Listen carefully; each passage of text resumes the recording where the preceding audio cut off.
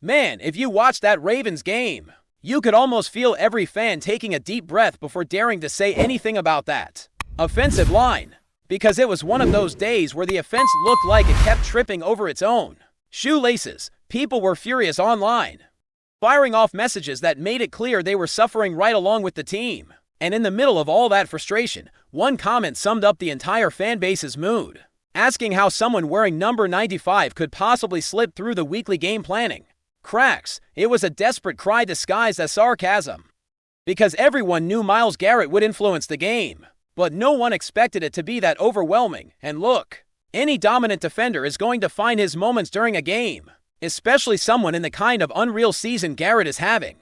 But letting him rack up for sacks is basically opening the door, handing him the keys, and saying feel free to rearrange the furniture. It was a troubling sight, not just because of his raw talent in one-on-one situations, but because the Ravens seemed to have zero urgency to throw extra help his way, reinforce the edge, double him, anything to throw him off rhythm. Leaving Garrett in single coverage is almost a football sin. And yet it kept happening as if it were unavoidable, and it wasn't just on the left side. He came through the middle, blew up run plays, shoved aside blocks like he was practicing against training dummies. You couldn't watch without noticing the damage, and that's where things get even more complicated, because it's unfair to dump all of this on Falele. Even though he's the name fans lean on when trying to explain the chaos, he really didn't play well. But pretending the rest of the line was solid would be dishonest. Every snap seemed to reveal a brand new problem. Rosengarten regressed so much that it was hard to pinpoint a moment where he looked comfortable. There was a play where he literally got thrown to the turf, like he was facing a Hall of Famer in peak form. On another, his drop was so deep and uncontrolled that the ball bounced off his helmet and became an interception. That's the kind of moment that becomes an instant meme. For he struggled to Linderbaum, usually the steady one, got swallowed up by the chaos around him. Ronnie Stanley couldn't find consistency. It felt like each player had his own separate issue, and all those issues collided at exactly the worst possible moments. The truth is this unit hasn't played like a competitive offensive line for quite some time. The Ravens are stuck in this strange cycle where everyone knows something needs to change, but the coaching staff seems unwilling to test alternatives. The bye week was the perfect chance to reshuffle things, but once the team returned and kept winning, it became clear they had no intention of touching the lineup as long as the record stayed positive. And that puts a massive weight on Lamar Jackson, because with this level of protection, there's no way anyone can demand perfection from him. Did he make mistakes? Sure. He had some late throws and a few balls that floated low. But you can't ask a quarterback to perform miracles when he's under pressure on nearly every drop back. There were moments where it felt like the rush was on him before he even settled into his stance. Add in the fact that he's been working through minor aches normal for this point in the season, and it becomes even harder to watch. The guy takes hits from one of the most explosive defenders in the league and pops right back up like a superhero, but that doesn't mean his body isn't paying the price. And the more unnecessary hits he takes, the higher the risk that the team ends up regretting this insistence on sticking with the same struggling group up front. Then there's Derrick Henry doing everything he can to make the ground game work. And for a brief moment early on, it actually looked like something was clicking. A few blocks opened nicely. He found some lanes, and the offense picked up chunks of yards, but that rhythm evaporated almost instantly. All it took was the drives for the Browns to adjust and completely collapse the middle of the line. After that, every rushing attempt felt like the offense was apologizing to the fans for what they were witnessing. The offensive line just couldn't hold anyone. Every down had someone slipping, someone falling backward, someone being shoved directly into the play. It was like watching a card tower collapse in slow motion. And what makes it even more frustrating is that despite all of this, the offense still managed to produce a few bright spots. Lamar dropped in some beautiful throws. Zay Flowers made clutch grabs. Keaton Mitchell flashed despite the deflection that turned into a pick. Rashod Bateman stepped up. And Mark Andrews not only made history, but pulled off that brilliant fake push sneak that fooled half the defense. Even Adree Hopkins hauled in a tough catch. But all of those positives got buried under the chaos. Fans can't even enjoy the highlights when their quarterback is constantly fighting just to stand upright in the pocket. And if you look at the Browns side, the damage didn't come from Myles Garrett alone. Their entire front was wrecking everything in sight. Mike Hall came in hungry, picked up a sack, burst through gaps over and over. Carson Schwarzenegger showed up in several critical moments. It felt like the Ravens were trying to block an office building full of defenders, and honestly, that comparison barely feels like an exaggeration, which leads to the unavoidable thought, if even a veteran like Terrell Suggs, someone who knows exactly what a lost offensive line looks like, felt the need to call out what he saw, then things are truly at a breaking point. He dropped that ironic but painfully honest comment saying the win came in classic Ravens fashion, the type of game that takes years off the life of anyone who supports this team, and that's exactly why it's so hard to believe this line is just going to magically improve overnight. Football doesn't work like that. These issues have been there all season. If nothing changes, nothing gets better. And yet the team keeps betting on the same formula suddenly turning into a solution, as if someone's going to wave a wand and fix it all in a single week. Man, the wildest part is that when you zoom out and look at the rest of that game, you get this feeling that the Ravens were constantly running from their own shadow, like they were trapped in a race against an invisible clock that sped up every time the protection fell apart. It was that strange sensation that the offense had everything it needed to take control, but kept tripping over tiny details that turned into monsters at the worst possible moments.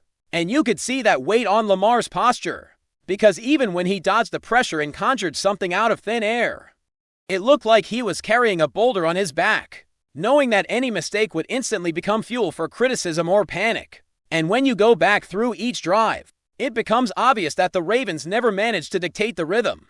It felt like every spark came from individual brilliance instead of the structure that was supposed to keep the offense stable. That kind of imbalance messes with the confidence of any quarterback, even someone at Lamar's level, because he starts speeding up the process, rushing his reads, releasing the ball too early just to survive the collapsing pocket.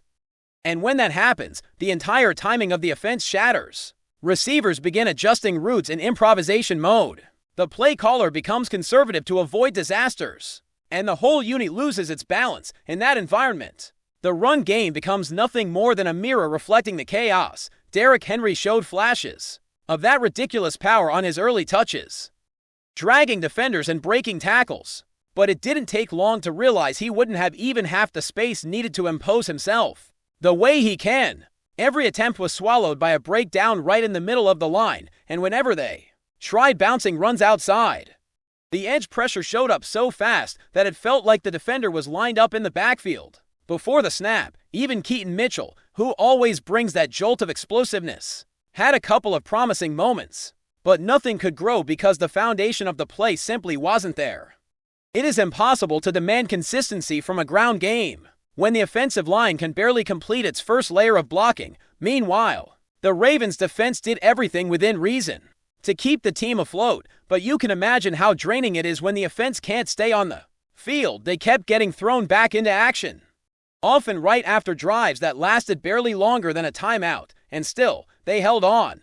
Forced turnovers, pressured the opposing quarterback, tried to tilt the field back in Baltimore's favor.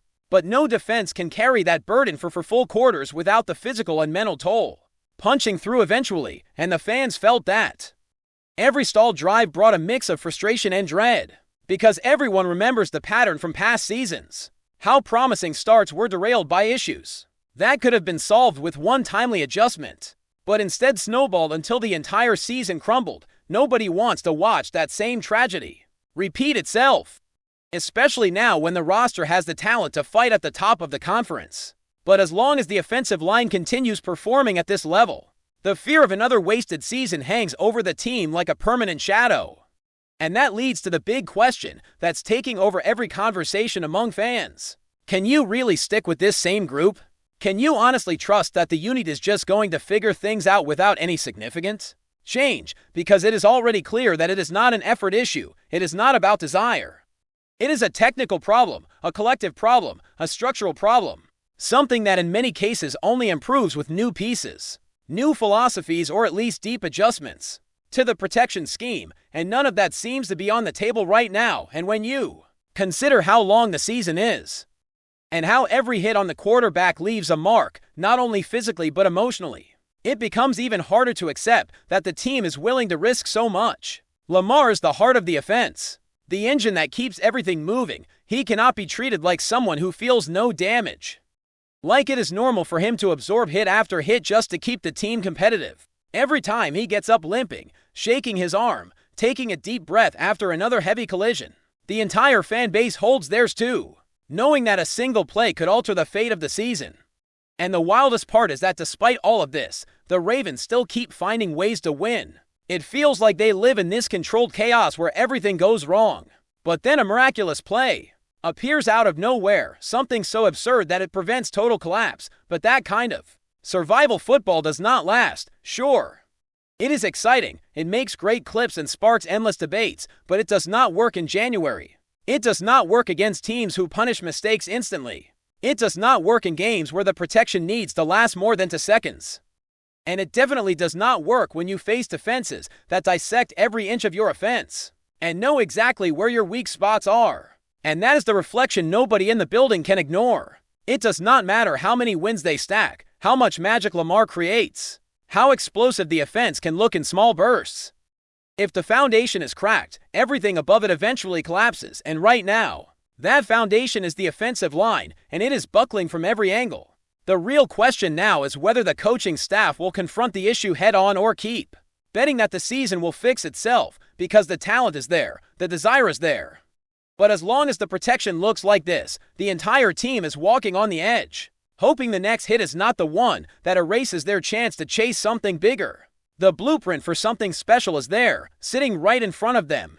Now it's just a matter of whether the Ravens can fix the pieces that are holding them back before another opponent tries to expose the same cracks. Before we dive in, don't forget to hit that subscribe button and give this video a thumbs up. Your support keeps us bringing you the latest news on the Baltimore Ravens. And hey, drop your take in the comments below. We want to hear from the flock.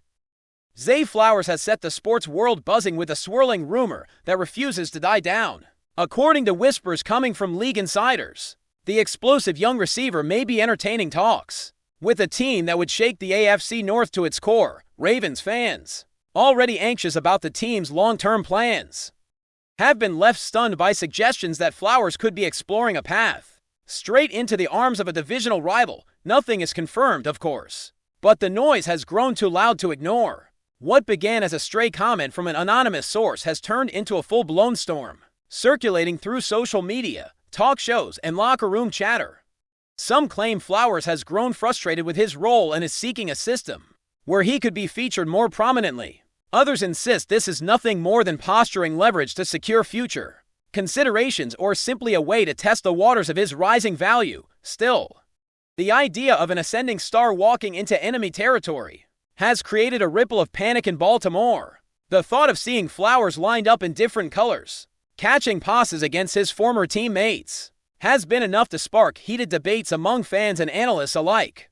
Could a relationship that once looked so promising really be nearing a fracture? Or is this all smoke without fire, stirred by agents or rival executives eager to unsettle the Ravens' plans? For now, all the public has are murmurs, yet they continue to grow, fed by every cryptic social media post, every sideline glance, every offhand comment from unnamed sources.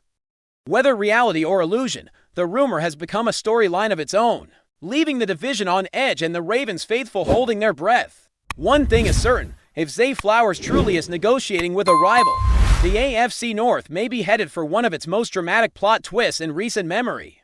That's it for this update. If you enjoyed the video and want to stay in the loop with exclusive news on our Baltimore Ravens, make sure to subscribe and hit that like button.